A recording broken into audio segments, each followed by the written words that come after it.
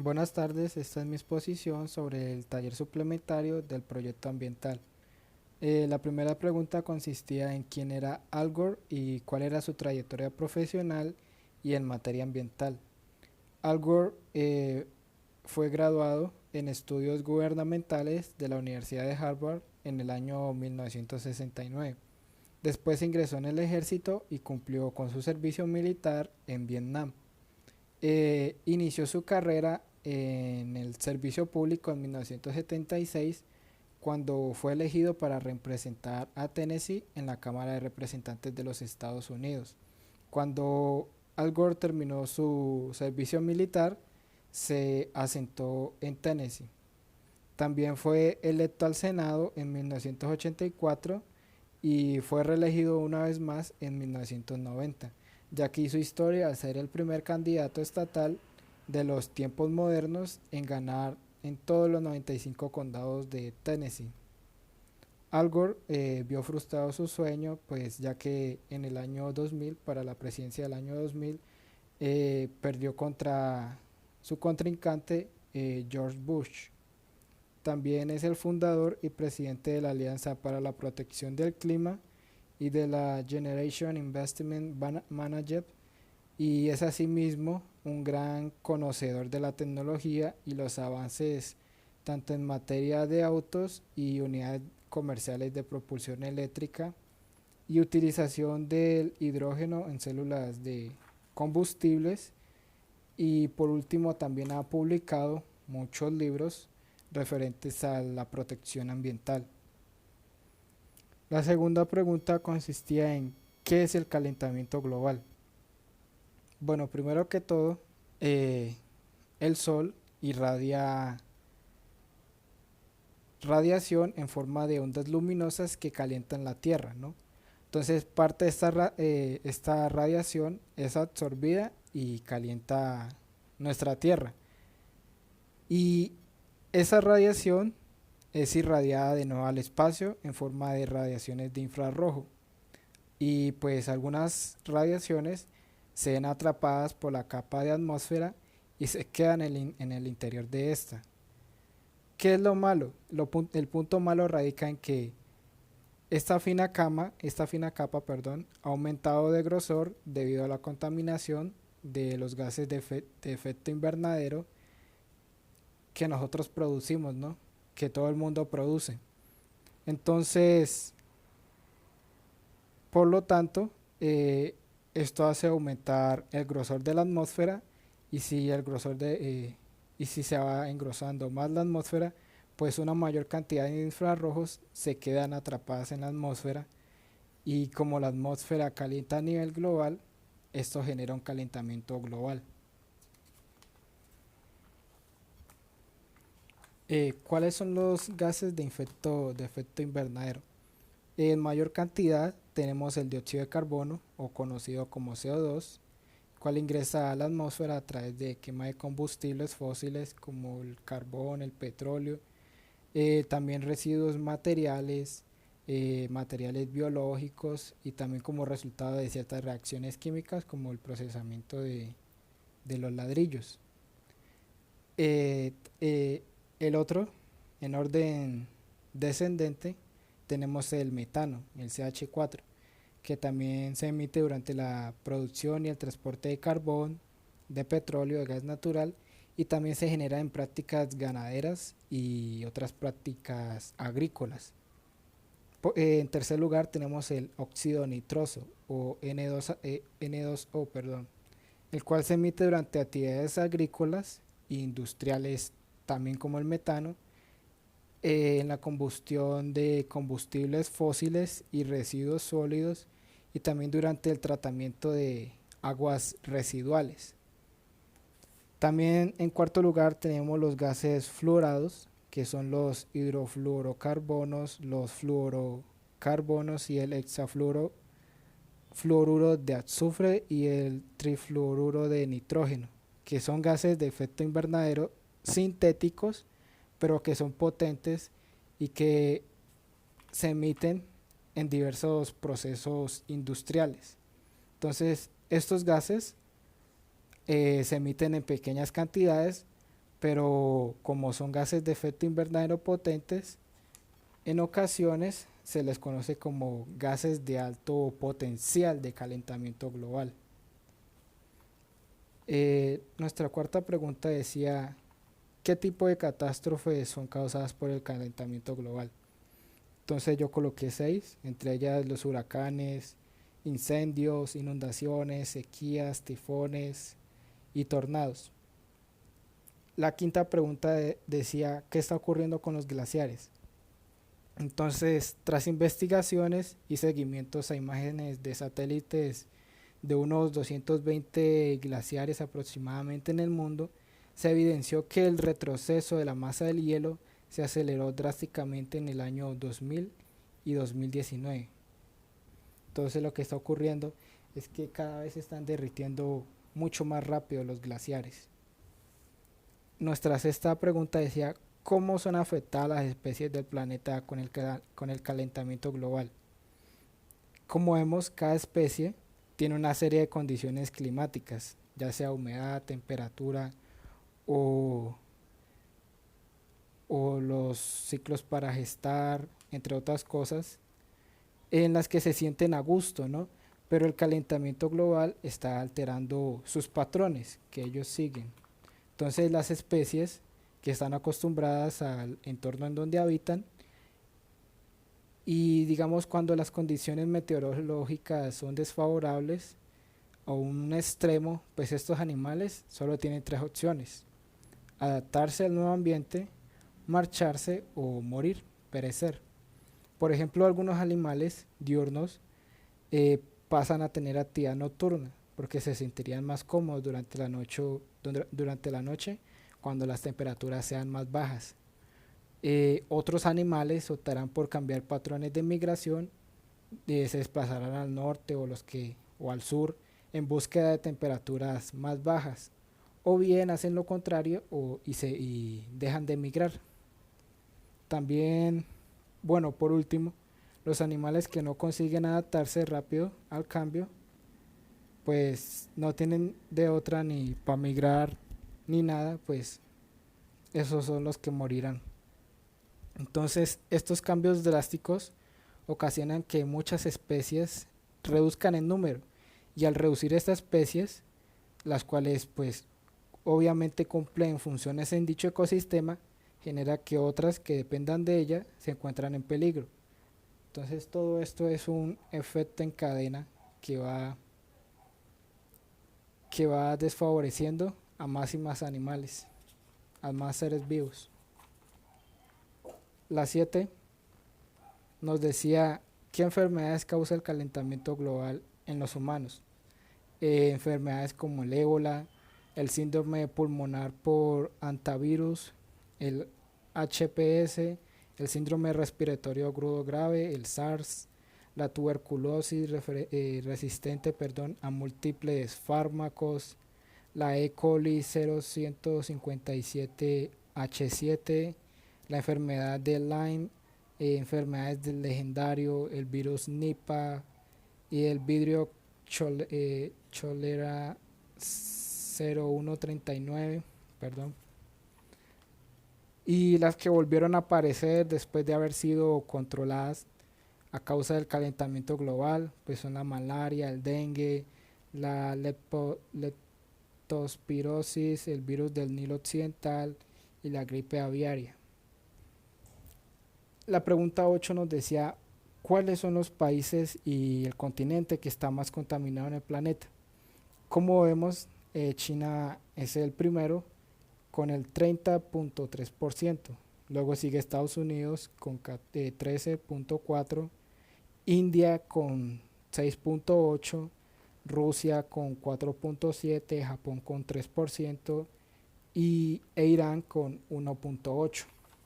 Y como vemos, pues el continente que más contamina es Asia. China presenta una gran contaminación, el 30% del total ella sola. Y en la 9, ¿qué tecnologías se están implementando para frenar este calentamiento global? Hoy en día están empezando con proyectos de paneles solares y aerogeneradores. También vemos los coches eléctricos, las baterías para estos vehículos eléctricos, el Power to X, que es otra forma de almacenar energía renovable, la cual es usar electrolizadores para extraer hidrógeno del agua. También el uso de la iluminación LED, cambiar esas bombillas tradicionales por unas que consumen menos, que son más ecológicas. También la bioenergía con tecnologías de captación de CO2 y producción y uso de energías nucleares, que son mucho más rentables que las energías de ahorita. La 10 nos preguntaba qué es el protocolo de Kioto y en qué consiste. El protocolo de Kioto busca reducir las emisiones de gases de efecto invernadero en el planeta y también promueve el crecimiento sustentable de los países que están en desarrollo. Fue creada para reducir las emisiones de gases de efecto invernadero, que son las causantes del calentamiento global. Es un instrumento para poner en práctica lo que acordaron en la Convención del Marco de las Naciones Unidas sobre el Cambio Climático. Fue iniciada el 12 de diciembre de 1997 en Kioto, Japón, pero entró en vigor hasta 2005. La 18ª Conferencia de las Partes sobre Cambio Climático, ahí se ratificó el segundo periodo de vigencia del Protocolo de Kioto desde enero de 2013 hasta el diciembre de 2020. También este protocolo ha logrado que los gobiernos suscribientes, claro, establezcan leyes y políticas para cumplir estos compromisos ambientales. También que las empresas tengan al medio ambiente en cuenta al tomar decisiones para sus inversiones, y también fomentar la creación del mercado del carbono, cuyo fin es lograr una mayor reducción de emisiones al menor costo, claro. La 11 ya nos preguntaba sobre cómo podemos ayudar nosotros a luchar contra este problema. ¿Qué hábitos podríamos cambiar para aportar soluciones? Entre esas sería cambiar las bombillas tradicionales, no tener esas bombillas que producen más contaminación al estar encendidas, al estar en funcionamiento, y también contaminan al ser desechadas.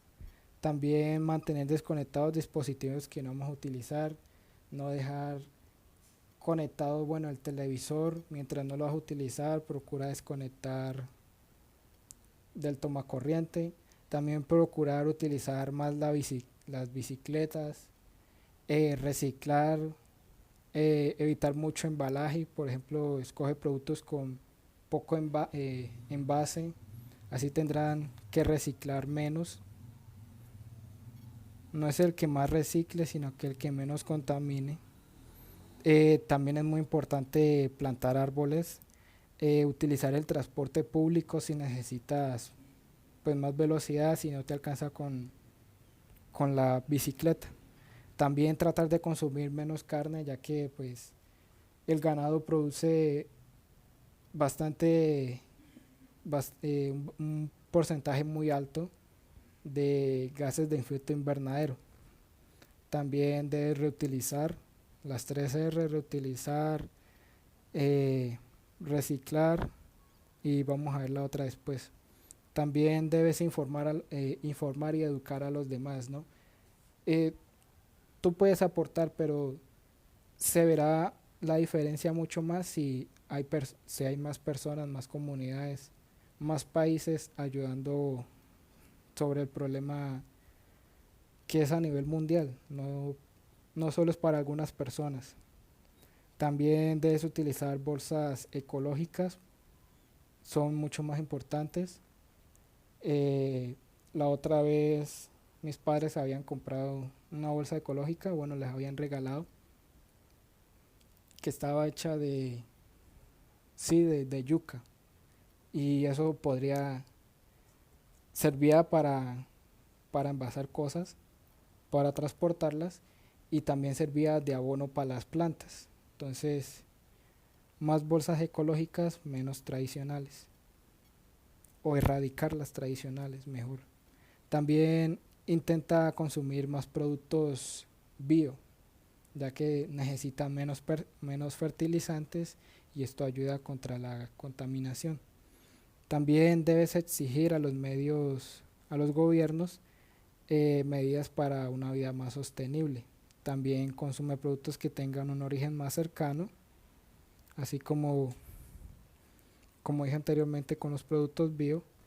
el- eh, para el transporte se producen emisiones de CO2, entonces es más, es mejor consumir productos que son más cercanos. Y también si vas a comprar un coche, elige un modelo pequeño y que sea más eficiente, que ahorre más la gasolina, que necesite menos gasolina para recorrer, perdón, kilometrajes. En la 12 nos preguntaba que qué podemos hacer en tu colegio, casa, ciudad y nación para frenar el calentamiento. Este es como un complemento de la otra y yo escogí los siguientes. Empezar a actuar y concientizar al público, que es bastante importante. Entre más mejor. Educar a los niños a una temprana edad, ¿no? Que sus padres sean el ejemplo a seguir, que los niños vean que sus padres reciclan, que están pendientes del medio ambiente y pues el niño copia lo que hace el papá, ¿no? Y los padres, perdón.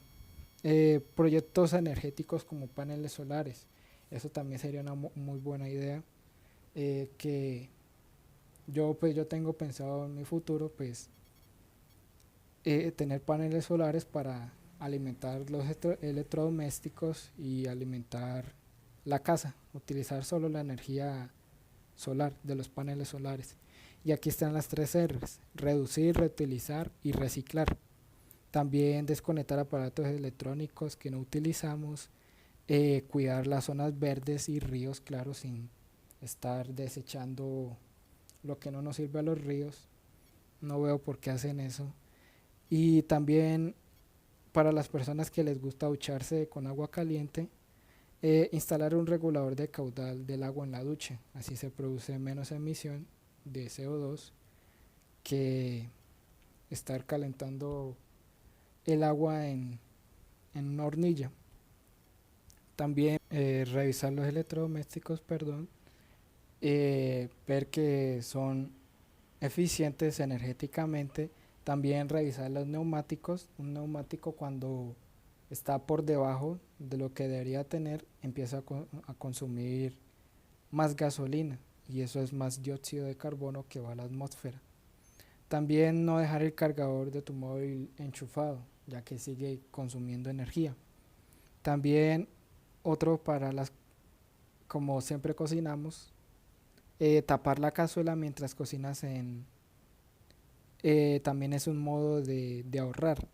Y aún más mejor si son ollas a presión y también las vaporeras, que en menos tiempo cocinan los alimentos.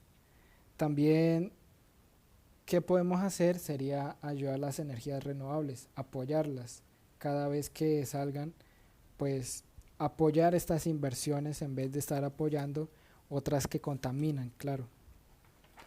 Y la 13 era realizar un dibujo explicando sobre el calentamiento global y los factores. Aquí tenemos los factores: las industrias, las emisiones de coches, de la casa y de los incendios, ya sea un incendio accidental o provocado. Entonces, la radiación solar pasa por la atmósfera, algunas son reflejadas, otras se quedan en la atmósfera, eh, muy pocas pasan la atmósfera y esas pocas se reflejan y las que no pasan, perdón, se reflejan. Entonces todo eso, toda esa radiación va quedando en la atmósfera en la atmósfera, perdón.